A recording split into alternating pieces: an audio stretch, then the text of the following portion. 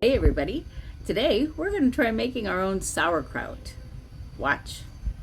So I'm cutting up this cabbage into julienne strips here. I don't really know what the name of this particular cabbage is. It was just what was available at the grocery store. So it's just one head. That's what I'll be using. You can see I've got the cabbage julienne here, and it looks like quite a bit. And to that I'm going to just sprinkle this 1 tablespoon of coarse salt, and then give it a mix with my hands. Now to my mix, I'm just going to put in some caraway seed, my mom's sauerkraut. Now mind you, she didn't make it from scratch, but she always doctored it with caraway seed. So we're going to put that in. Not sure what to expect here. I'm being very cautious, washing my hands in between every stage. It's a fermenting process, so I don't want anything to spoil just through contamination. So I've got the caraway seed on here, and I'm just letting it sit long enough. I'm not sure, it suggested that there might be some juice that comes out, but I'm really actually kind of surprised at the amount of salt. There isn't very much salt going into this initial part.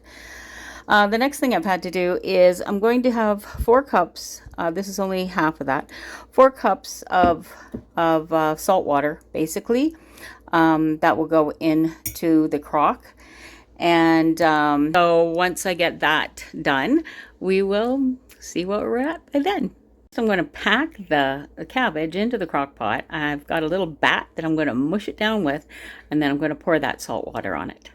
I've decided a good use for this bat might be just to kind of push down on this on the cabbage right now, just to see if I can extract any juice.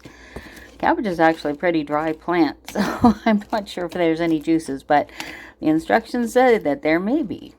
So we'll see. So here we go. We're going to get this stuffed in here. I'm just going to push this down a little bit because I've got to put the weights on top. But I was surprised it all actually did fit into this crock pot. Didn't know it would.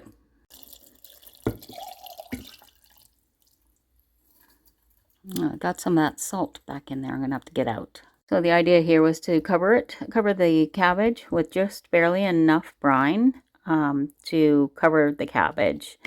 I think we're there. And these are the waiting stones. Try to get this in here. The first one went in great. All right, that looks good.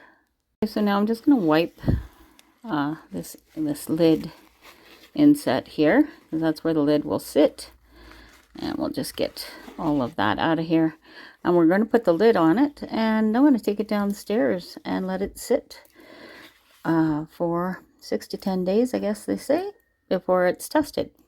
I'm reading these instructions here.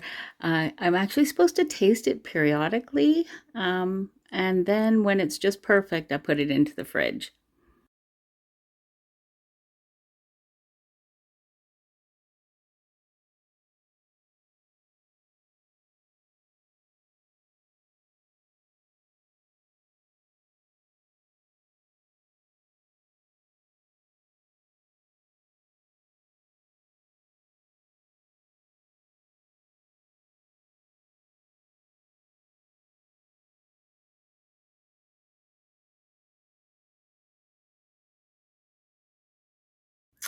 Well, the experiment was a failure. I ended up with mold at about day 9, I think. It was all going well until then. So I'm going to add more salt the next time, and we'll give it another try. Stay tuned.